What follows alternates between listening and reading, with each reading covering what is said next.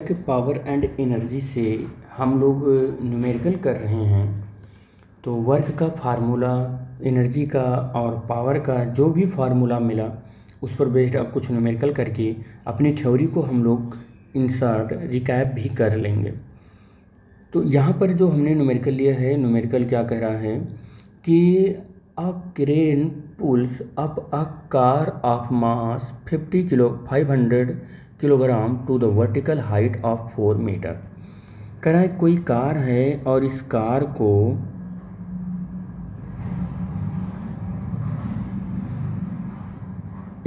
को कोई क्रेन इस सिचुएशन से इस सिचुएशन में ले आया, यानी कि 4 मीटर क्या किया, इस कार ने इसको उठा दिया। 4 मीटर इस कार क्रेन ने इस कार को उठा दिया और इसका मास जो है वो मास अगर मैं कहूँ तो मास इसका 500 केजी है। तो इसका जो वेट होगा mg वो कितना बनेगा, तो 500 तो ये बन जाएगा और 9.8 इसका स्मॉल जी हो जाएगा। तो वेट इसका कितना बनेगा, वेट इसका बनेगा 4900 न्यूटन बनेगा। और यही यहाँ पर भी लगेगा कि वेट कितना बनेगा, 4900 न्यूटन बनेगा। ये इसका वेट हो गया। इसको 4 मीटर उठाने में क्रेन ने कितना वर्क किया, तो वर्क का फार्मूला होगा W=F और इनटू डिस्प्लेसमेंट यानी कि S। तो यहाँ पर आपको दोनों चीज़ें पता हैं कि S कितना है और F कितना है। तो यहाँ पर F जो है हमारा वो कितना है, वेट को ही हम फोर्स भी बोलते हैं। यही वेट के बराबर ही क्रेन इसको ऊपर उठाने में, क्रेन जो ऊपर उठा रही है तो ऊपर इतना ही ठीक वेट के बराबर ही फोर्स लगा रही है इसको उठाने के लिए। तो यहाँ पर जो फोर्स है वो 4 है और 9 है, 00 है। और कितना मीटर इसको उठा रही है, 4 मीटर उठा रही है। आप इसको सॉल्व कर लीजिए तो 9, 6 और 00 जूल। तो क्रेन ने इतना जूल वर्क किया है इस कार को इस सिचुएशन ए से सिचुएशन बी तक उठाने के लिए। तो इस क्वेश्चन को इस तरीके से आप सॉल्व कर सकते हैं और ये जो फार्मूला है ये आप याद रहेगा आपको, तभी आप सॉल्व कर पाएंगे। ठीक है बेटा, नेक्स्ट न्यूमेरिकल पर हम लोग मूव करते हैं। सेकंड क्वेश्चन क्या है, a force of 10 newton displaced a body by a distance of 2 metre at an angle 60 degree to its own direction. कह रहा है कि यहाँ पर ऐसे कुछ इस तरीके से है, ये कुछ इस तरीके से है और ये एंगल कितना है, 60 डिग्री है। कह रहा एक फोर्स लगा 10 न्यूटन का और डिस्प्लेस्ड हो गई body in the direction of force की ही डायरेक्शन में वो डिस्प्लेस्ड हो गई 2 metre at an angle 60 degree. ठीक है, 60 डिग्री पर। तो याद रखना कि ये फोर्स है, ये क्या है, फोर्स है। ये किसी बॉडी पर लगा, ये फोर्स किसी बॉडी पर लगा और ये 2 मीटर डिस्प्लेस्ड हुई है, 2 मीटर डिस्प्लेस्ड हुई है। तो फोर्स का कंपोनेंट हम कैलकुलेट कर लेते हैं। फोर्स का अगर कंपोनेंट कैलकुलेट करेंगे तो ये कितना आ जाएगा, F cos 60 आ जाएगा। और इधर अगर हम कैलकुलेट करें तो ये कितना आ जाएगा, F sin 60 आ जाएगा। तो फोर्स के डायरेक्शन वाला हम फोर्स का जो डिस्प्लेसमेंट के डायरेक्शन में जो फोर्स है वो कितना है, वो F cos 60 है और 2 मीटर इधर चल रहा है ये। तो वर्क डन पूछ रहा है आपसे, ये वर्क डन। अब देख लो फिर से मैं आपको बता दूं, अब फोर्स 10 न्यूटन, ये फोर्स कितना है, 10 न्यूटन का है और बॉडी को डिस्प्लेस्ड कर रहा है 2 मीटर 60 डिग्री पर। कितने पर, 60 डिग्री पर ये डिस्प्लेस्ड कर रहा है। बॉडी यहाँ पर चल कर आ जाएगी 60 डिग्री पर। तो कह रहा है कि इट्स ओन डायरेक्शन और find the work done. Work done हमको फाइंड करना है। तो W=F और इंटू S और cos थीटा, और F 10 न्यूटन है और S का मतलब 2 मीटर है और cos कितना है, 60 डिग्री है। तो कितना हो जाएगा 20 और 60 डिग्री की वैल्यू 1/2 होता है, कितना हो जाएगा 10 जूल हो जाएगा। तो इस क्वेश्चन का आंसर 10 जूल हो जाएगा, क्योंकि cos 60 डिग्री की वैल्यू 1/2 होती है। ये आप दिमाग में रख लीजिए। यहाँ पर ये बात हमेशा ध्यान रखना बेटे, ये मत सोचना कि फोर्स इस डायरेक्शन में लगा हुआ है, इस डायरेक्शन में लगा हुआ है तो इसी डायरेक्शन में हमेशा ये डिस्प्लेसमेंट देगा। देखो यहाँ पर स्टेटमेंट में कह रहा है कि खुद के डायरेक्शन से 60 डिग्री पर बॉडी को डिस्प्लेस कर रहा है 2 मीटर। मतलब अगर फोर्स ऐसे लगा हुआ है, मान लो F इक्वल टू 10 न्यूटन, तो कह रहा है खुद के डायरेक्शन से 60 डिग्री पर बॉडी को 2 मीटर डिस्प्लेस्ड कर दे रहा है। ये 2 मीटर डिस्प्लेस्ड कर दे रहा है कि इट्स ओन डायरेक्शन, अपने डायरेक्शन से 60 डिग्री पर 2 मीटर बॉडी को डिस्प्लेस्ड कर दे रहा है। तो हमको फार्मूला तो मालूम ही है, W is equal to force और फोर्स की डायरेक्शन में डिस्प्लेसमेंट। तो फोर्स को हमने रिजॉल्व कर लिया, क्योंकि फोर्स तो इधर लग रहा था 10 न्यूटन का, इस डायरेक्शन में रिजॉल्व कर लिया, कितना आ गया 10 और कॉस 60 आ गया इस डायरेक्शन में। तो वही वैल्यू हम यहाँ पर रखे हैं, ये मत भूलना, वही वैल्यू हम यहाँ पर सॉल्व किए हैं। तो कुछ क्वेश्चन में आपको अपना ब्रेन थोड़ा सा चलाना होगा, ठीक है। क्वेश्चन नंबर 3 जो है बेटा, एक boy of mass 40 kilogram climb up a flight of 30 step. कह रहा एक लड़का है जो 30 स्टेप चढ़ने के बाद एक फ्लाइट को पकड़ेगा और वो 40 किलोग्राम का बॉय है। और कह रहा है कि जो स्टेप चढ़ रहा है वो हर एक स्टेप 20 सेंटीमीटर का है, हर एक स्टेप 20 सेंटीमीटर का है। जिस स्टेप पर ऐसे ये जा रहा है, ऐसे ये 30 स्टेप हैं, 1 2 3 4 5 ऐसे करके अप टू 30 स्टेप हैं। और हर एक स्टेप की जो हाइट है वो 20 सेंटीमीटर है। अब आप ज़रा बताना, हर एक स्टेप की 20 सेंटीमीटर हाइट है, तो टोटल हाइट कितनी बनेगी? 20 सेंटीमीटर और इंटू 30 स्टेप, तो H इक्वल टू कितना हो जाएगा 600 सेंटीमीटर। और H इक्वल टू 600 सेंटीमीटर का मतलब हो गया कि यहाँ पर 6 मीटर हो गया, ये 6 मीटर हो गया, ये इतना स्टेप हो गया ये। और बॉय का मास कितना है? 40 किलोग्राम है। तो वेट कितना बनेगा इसका? तो 40 और इंटू 10, तो कितना बनेगा वेट इसका? 400 न्यूटन बनेगा, 400 न्यूटन बनेगा। कह रहा है कि सेम वर्क ऐसे ही एक लड़की भी करती है। अच्छा हाँ, बॉय का टाइम भी गिवन है, time of boy 2 minute. 2 minute का मतलब हो गया 2 इंटू 60, तो ये सेकंड में कन्वर्ट हो गया, और ये 120 सेकंड ले रहा है, बॉय के लिए हो गया ये। अब गर्ल के लिए देख लेते हैं, लड़की भी उसी स्टेप को चढ़ती है ऐसे अप टू 30, और हर एक स्टेप 20 सेंटीमीटर का है। तो लड़की के लिए भी हाइट कितनी हो जाएगी? 20 सेंटीमीटर और इंटू 30 स्टेप और इक्वल टू 600 सेंटीमीटर, या कह सकते हैं कि 6 मीटर हो गया। अब जो गर्ल की जो वेट मास है वो कितना है? वो 30 किलोग्राम का है। अब इसका वेट कितना बनेगा mg? तो वेट 30 इंटू जी की वैल्यू 10 होगा, और इसका वेट कितना बनेगा 300 न्यूटन बनेगा। ये गर्ल का वेट हो गया, wg गर्ल का वेट हो गया। और गर्ल कितने टाइम में चढ़ पा रही है, टाइम कितना लग रही है tg, time of girl 1.5 minute लग रहा है। मिनट को आप सेकंड में बदलना चाहें तो कैसे बदलेंगे आप? 1.5 हो गया और 60, तो ये सेकंड में कन्वर्ट हो गया। तो 15 शून्य शून्य और 15 छक्का 90, ये कितना हो जाएगा? कितना हो जाएगा ये? 90 सेकंड हो जाएगा। लड़की 90 सेकंड में चढ़ रही है, और जो बॉय है वो कितना ले रहा है? वो 120 सेकंड में चढ़ रहा है उस पर, ठीक है। तो ये हमको मिल गया, आइडिया मिल गया। तो कह रहा है कि girl of the mass 30 kilogram does the same work, और सेम वर्क कर रहा है, दोनों का वर्क सेम है। अच्छा, वर्क भी कैलकुलेट ही करके देख लेते हैं, वर्क ऑफ बॉय कैलकुलेट कर लेते हैं। वर्क डन बाय बॉय, तो फोर्स और इनटू डिस्प्लेसमेंट, तो फोर्स इनटू डिस्प्लेसमेंट, देखो यहाँ पर देखो, तो यहाँ पर अगर हम बात करें, ये यहाँ पर सेम, ये यहाँ पर और यहाँ पर, तो ग्रेविटी के अगेंस्ट अगर हम बात करें, या चाहे जहाँ पर भी बात करें, देखो अगर 600 मीटर है, 600 मीटर है, तो एनर्जी तो इसकी क्या होगी? एनर्जी इसकी क्या होगी? पोटेंशियल एनर्जी, वो तो सेम होगी, लेकिन वर्क डन क्या होगा उसको हम लोग देख लेते हैं, वर्क डन देख लेते हैं। तो यहाँ पर अच्छा एक चीज़ और भी बोल रहा है, देखो कि डज द सेम हाइट, अच्छा सेम हाइट पर जा रही है, डज द सेम हाइट पर जा रही है, तो वर्क डन कैलकुलेट कर लेते हैं। तो work done by the boy कितना हो जाएगा? तो बॉय का वेट है 400 न्यूटन, और डिस्टेंस उसने कितना चला है? 6 मीटर चला है।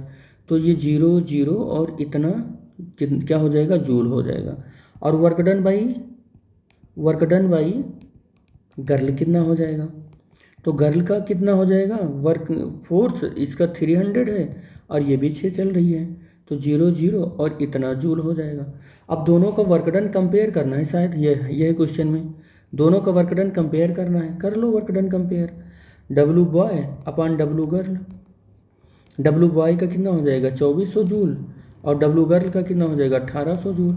ये इससे कैंसिल, 2 0 इसके कैंसिल, और ये 24/18 सॉल्व कर लो तो लगभग 4 से और 3 से कैंसिल हो जाएगा।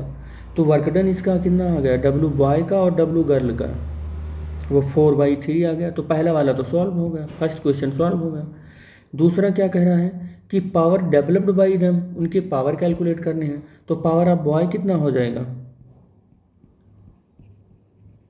पावर ऑफ बॉय कितना हो जाएगा, पी बॉय, ये होता है डब्लू बॉय और टाइम डब्लू बॉय, तो पावर बॉय का कितना है 2400 जूल है, वो वर्क डन 2400 जूल है, और टाइम उसने कितना लिया है, तो बॉय ने जो टाइम लिया है वो टाइम हमारा है 120 मिनट सेकंड, 120 सेकंड है।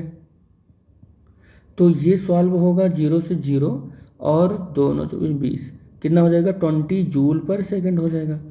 और पावर ऑफ गर्ल कितना हो जाएगा, पावर ऑफ गर्ल कितना हो जाएगा, पी और स्मॉल जी, ये work done by the girl और time taken by the girl हो जाएगा। Work done by the girl कितना है जी, वो इतना है 1800 जूल है, 1800 जूल है, और time taken by the girl कितना है 90 सेकंड है। तो यहाँ से कितना हो जाएगा 0 से 0 कैंसिल और 9 दोनों 0, कितना हो गया 20 जूल पर सेकंड हो गया। अब दोनों को कंपेयर करना है, पावर ऑफ बॉय और पावर ऑफ गर्ल कंपेयर करना है। 20/20 कितना हो जाएगा 1/1 कैंसिल हो जाएगा, पावर ऑफ बॉय और पावर ऑफ गर्ल ये 1:1 आ जाएगा। तो इस क्वेश्चन का ये फाइनल सॉल्यूशन होगा, दोनों का पावर सेम है, ठीक है, दोनों का पावर सेम है। तो लेट्स मूव नेक्स्ट क्वेश्चन, तो लेट्स मूव फोर्थ क्वेश्चन।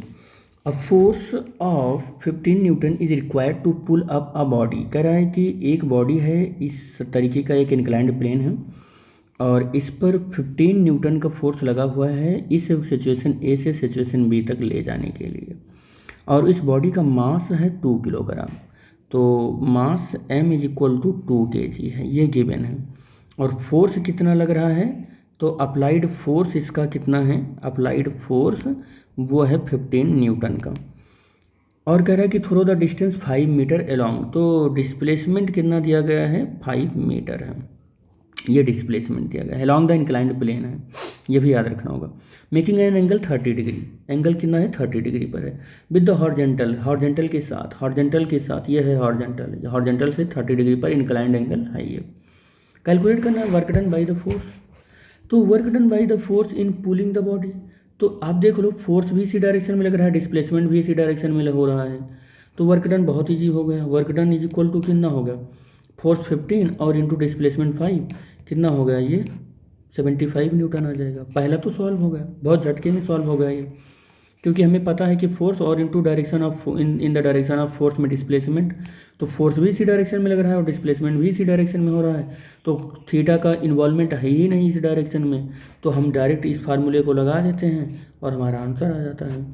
लेकिन सेकंड वाले में ज़रा देखिए क्या कह रहा है, सेकंड में कह रहा है कि the force due to the gravity on the body, तो फोर्स हमको कैलकुलेट करना है ग्रेविटी का, तो ग्रेविटी का फोर्स क्या होता है, ग्रेविटी का जो फोर्स होता है वो वेट ऑफ द बॉडी ही तो होता है, तो ग्रेविटी का force weight of the body और वो weight of the body mg होता है, तो ग्रेविटी का फोर्स mg के इक्वल हो जाएगा, mg के इक्वल हो जाएगा। तो m हमारा 2 किलोग्राम की बॉडी है और g की वैल्यू कितना गिवन है, g की वैल्यू 9.8 गिवन है, 9.8 गिवन है, तो 19.6 न्यूटन का है, इतने का उसका ग्रेविटेशनल फोर्स हो जाएगा, 19.6 न्यूटन का हो जाएगा। तो दो पार्ट तो हमने बहुत आसानी से सॉल्व कर लिया। थर्ड पार्ट में आ जाते हैं। थर्ड पार्ट में करें work done against the force of gravity. अच्छा, work done against the gravity of force, work done against the gravity of force, तो ये फोर्स अगर आप कैलकुलेट करना चाहते हैं तो आपको ग्रेविटेशनल फोर्स तो चाहिए, ग्रेविटी का फोर्स चाहिए आपको, ग्रेविटी फोर्स चाहिए आपको, और इनटू ग्रेविटी नीचे वर्क कर रहा है तो इसी डायरेक्शन में हमको क्या चाहिए, डिस्प्लेसमेंट भी चाहिए। तो डिस्प्लेसमेंट हमको BC, डिस्प्लेसमेंट क्या होगा BC। अब BC तो मालूम नहीं है तो BC सबसे पहले कैलकुलेट करो। तो BC कैलकुलेट करने के लिए हमको क्या लगाना होगा, साइन 30। तो साइन 30 कितना हो जाएगा, BC अपान AB। ये तो होता ही है ना आपको, परपेंडिकुलर अपान हाइपोटेन्यूज। तो साइन 30 की वैल्यू 1/2 और BC हमको कैलकुलेट करना है, और AB की जो वैल्यू है वो 5 मीटर है, AB की वैल्यू 5 मीटर है। तो BC हमको क्या मिला, 5/2। क्या मिला, 5/2। या 5/2 को हम क्या लिख सकते हैं जी, 5/2 को हम 2.5 लिख सकते हैं मीटर। ये हमको BC मिल गया। अब हम क्या करेंगे, फोर्स ग्रेविटी का हम कैलकुलेट करने चल रहे हैं। तो ये कितना हो जाएगा, ग्रेविटी फोर्स mg होगा और BC हमें 2.5 मिल गया है। m का मतलब होगा 2 किलोग्राम, g का मतलब 9.8 और ये 2.5, और इसको सॉल्व करेंगे तो ये 19.6 हो जाएगा। और 2.5 को हम 5/2 ही रहने देते तो मुझे लगता है ज़्यादा सॉल्व हो जाए। ये इस पूरी वैल्यू को थोड़ा सा और इन शार्ट हम सॉल्व करें। देखो m की वैल्यू को 2 रखो, g की वैल्यू 9.8 रखो, और देखो जो BC की वैल्यू है ना, BC की वैल्यू उसको 5/2 ले लो आप। तो देखो ये इससे कैंसिल हो गया, इस सब को मिटा दो, ये सब करने की ज़रूरत ही नहीं है। कैलकुलेशन इजी हो गया, इजी होगा। इतना न्यूटन आ जाएगा, जूल आ जाएगा, 49 जूल आ जाएगा। कितना आ जाएगा, जूल आ जाएगा। वर्क डन कैलकुलेट कर रहे हैं ना ग्रेविटी की फोर्स की वजह से, तो work done due to the gravity, work done due to gravity वो हो जाएगा 49 जूल हो जाएगा। तो यहाँ तक आ गया। तो थर्ड पार्ट भी हमने सॉल्व कर लिया। फोर्थ पार्ट क्या कर रहा है कि account for the difference in the answer part 1 और पार्ट थर्ड। अच्छा, पार्ट 1 और पार्ट थर्ड, पार्ट 1 में 75 और पार्ट थर्ड में 49।